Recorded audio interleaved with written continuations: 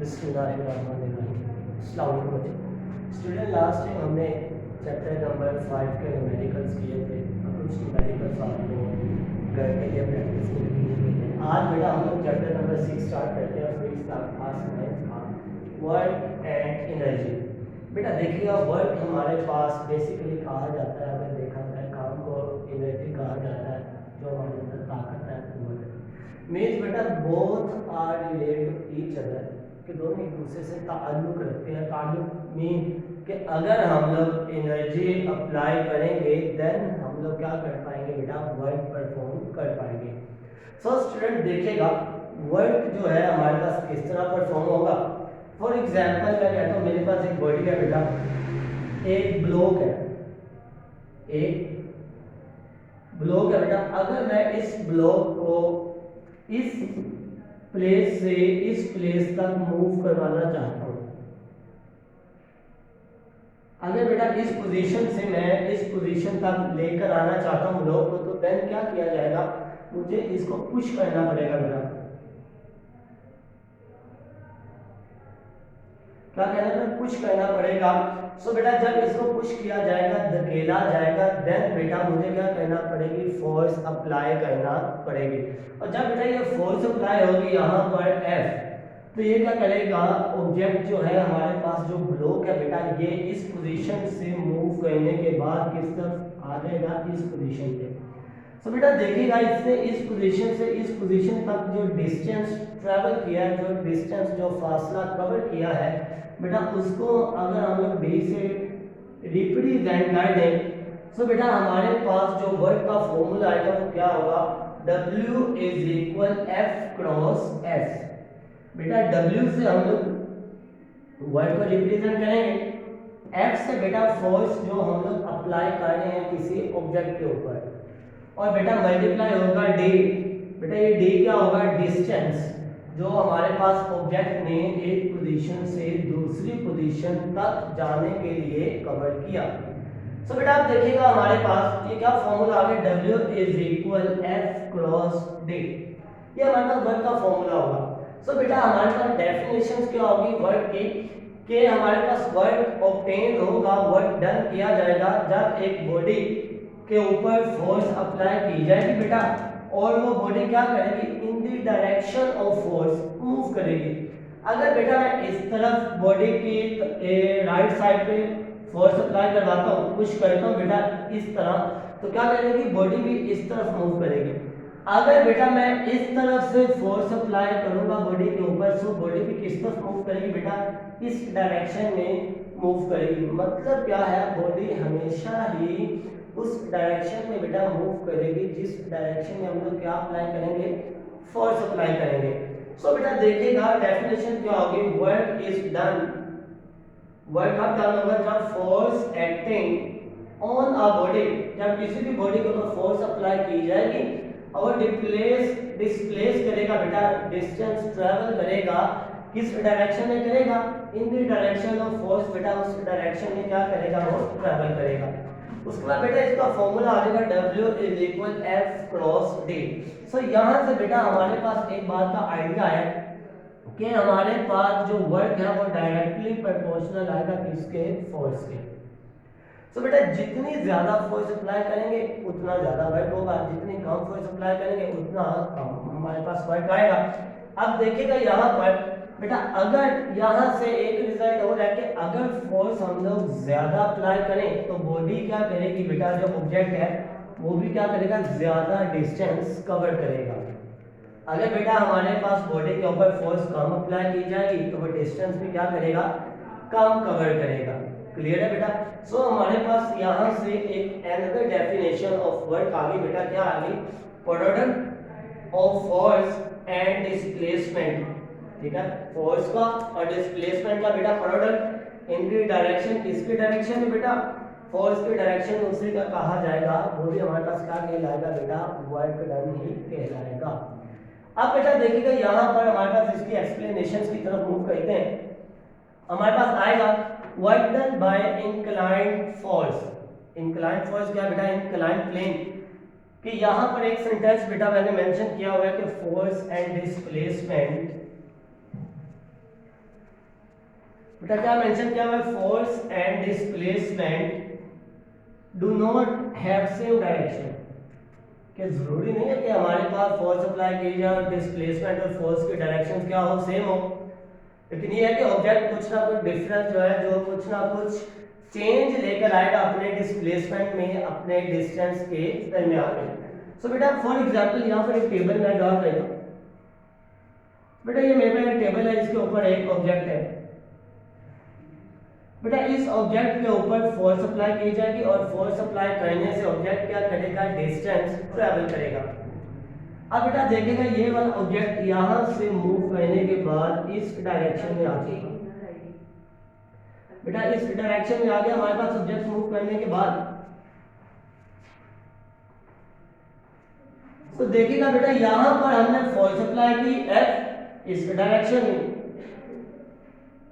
इस डायरेक्शन में बेटा हमने फोर्स अप्लाई की है। अब देखिएगा यहाँ पर अगर मैं इस फोर्स को, बेटा ये फोर्स F है, इस फोर्स को अगर मैं डिसॉल्व करवाना चाहूँ along x component and along y component, जैसा कि हमने बेटा लास्ट चैप्टर के अंदर डेफिनेशन भी पढ़ी हुई है रेजोल्यूशन ऑफ फोर्सेस की या रिजल्टेंट ऑफ फोर्सेस की। सो बेटा अगर मैं इस फोर्स को डिसॉल्व करवाना चाहूँ along x component and y component, then ये क्या आ जाएगा बेटा हमारे पास, ये अलोंग y एक्सिस है बेटा, लुक दिस, ये हमारे पास ग्राफिकली रिप्रेजेंटेशन। बेटा ये अलोंग y एक्सिस, तो इसको हम लोग कॉल करेंगे fy। और बेटा ये हमारे पास अलोंग x एक्सिस है, इसे हम लोग कॉल करेंगे fx। सो बेटा ये हमारे पास जो एंटी क्लॉकवाइज डायरेक्शन में एंगल ड्रॉ होगा उसे एंगल थीटा का नाम दिया जाएगा। सो बेटा इससे हमारे पास रिजल्ट क्या होगा, अगर मैं आपसे पूछूं भाई ट्रिग्नोमेट्रिक आइडेंटिटी, या हमारे पास एक फंक्शन है साइन थीटा, किसके इक्वल आएगा बेटा, हमारे पास sine theta will be is equal, किसके इक्वल आएगा। सो बेटा हमें पता perpendicular over hypotenuse P over H। बेटा परपेंडिकुलर क्या होगा हमारे पास, अलोंग y एक्सिस आने वाली जो फोर्स है वो क्या कहलाएगी बेटा, वो परपेंडिकुलर कहलाएगी। सो यहाँ पर आ जाएगा हमारे पास Fy डिवाइडेड बाय बेटा F अलोंग बेटा हाइपोटेन्यूज, हाइपोटेन्यूज कहा जाता है बेटा 90 के सामने वाली लेंथ के। इसे देखिएगा अगर मेरे पास बेटा ये एक राइट एंगल ट्रायंगल है, राइट एंगल ट्रायंगल किसे कहा जाता है बेटा, जो हमारे पास एक एंगल 90 डिग्री का क्रिएट करेगा। 90 के सामने वाली लेंथ बेटा क्या कहलाएगी, हाइपोटेन्यूज। तो देखिएगा यहाँ पर ये वाला जो पॉइंट है बेटा, ये हमारे पास 90 का एंगल क्रिएट करेगा और इसके सामने वाली लेंथ जो होगी, या यूं कह लें कि सबसे लार्जेस्ट जो लेंथ है वो हमारे पास कहलाएगी हाइपोटेन्यूज। तो क्रॉस मल्टीप्लाई करवा ले बेटा, यहाँ से हमारे पास Fy क्या आ जाएगा, F साइन थीटा। अब बेटा यहाँ पर देखिए ये हमारे पास आ गई फोर्स अलोंग y एक्सिस। अब यहाँ पर मैं अलोंग x एक्सिस बेटा फोर्स को ड्रॉ करता हूँ, तो देखिएगा क्या आएगा, cos theta will be is equal base over hypotenuse. तो बेटा बेस क्या होगा हमारे पास, fx आएगा और बेटा हमारे पास हाइपोटेन्यूज क्या आएगा, f।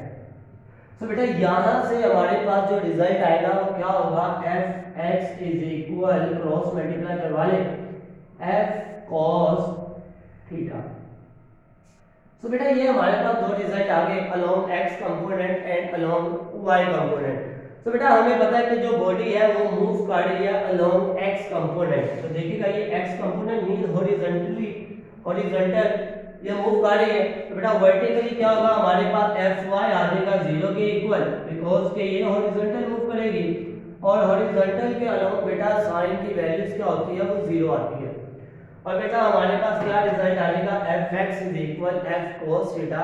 ये हमने इसकी बात किया बेटा along with inclined form, inclined forces के तौर पर। सो बेटा यहाँ से हमारे पास अगर मैं ये आ गया F is equal cos theta. अब बेटा यहाँ पर देखिएगा अगर मैं ये वाली F की वैल्यूज जो है बेटा ये मैं पुट करता हूँ यहाँ पर, ये क्या है हमारे पास बेटा W इज इक्वल Fs के फॉर्मूला में अगर ये वैल्यूज पुट की जाए तो देन देखते हैं बेटा क्या रिजल्ट आएगा हमारे पास। तो नाउ बेटा, नाउ इफ इसे नाम दे देते हैं बेटा इक्वेशन नंबर 1 का। तो इक्वेशन पुट बेटा यहां पर मैं अलोंग x कंपोनेंट है, मीन हॉरिजॉन्टल है, यहां पर भी मैं x यूज कर लेता हूं fx। तो बेटा fx का लोग ये फॉर्मूला यूज कर ले तो क्या आ जाएगा, पुट कर दें fx is equal f cos theta in equation number 1। Equation number 1 में बेटा fx की रिप्लेसमेंट में वैल्यूज पुट कर दें तो क्या आ जाएगा हमारे पास बेटा w is equal f cos theta multiply by s, means के किससे मल्टीप्लाई करवा दिया बेटा, डिस्प्लेसमेंट से डिस्टेंस से मल्टीप्लाई करवा दिया। सो यहाँ से बेटा हमारे पास जो रिजल्ट आएगा w is equal F S cos theta. बेटा ये देखिएगा हमारे पास यहाँ पर एक एमसीक्यू भी आ जाता है। तो क्या एमसीक्यू होता है कि अगर हम लोग f और s का बेटा इसे कहा जाता है क्रॉस प्रोडक्ट। क्या कहा जाता है इसे, क्रॉस प्रोडक्ट। तो बेटा अगर हमसे ये कहा जाए कि इनका क्रॉस प्रोडक्ट f और s का क्या आएगा, सो हम लोग कहेंगे fs cos थीटा, ये हमारे पास इसका क्रॉस प्रोडक्ट आएगा। सो बेटा ये थी हमारे पास डिस्कशन वर्क डन की by inclined force. Inclined plane पे हम लोग जो इसको यूज करते हैं, जो बेटा फोर्स अप्लाई करते हैं, उसकी डिस्कशन किस टाइप की होगी वो हमने बात की। अब बेटा देखिएगा वर्क हमारे पास जो है बेटा ये क्लियर है, आई होप के इंशाल्लाह आपको क्लियर भी होगा। सो बेटा अब हम लोग बात करते हैं कि वर्क हमारे पास जो है वो कौन सी क्वांटिटी ऐसी है, कौन सी क्वांटिटी है, क्या वो वेक्टर है या स्केलर है।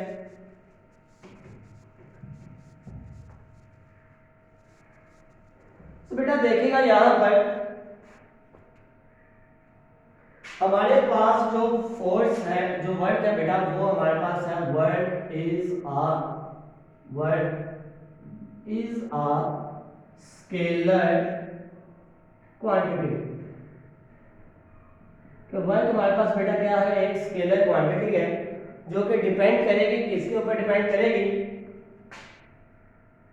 बेटा, ये डिपेंड करती है हमारे पास फोर्स के ऊपर कि हम लोग जितनी ज्यादा फोर्स अप्लाई करेंगे उतना ही बेटा डिस्टेंस जो है वो ट्रैवल करेगा और उतना ही हमारे पास क्या आएगा, वर्क डन बेटा ज्यादा आएगा।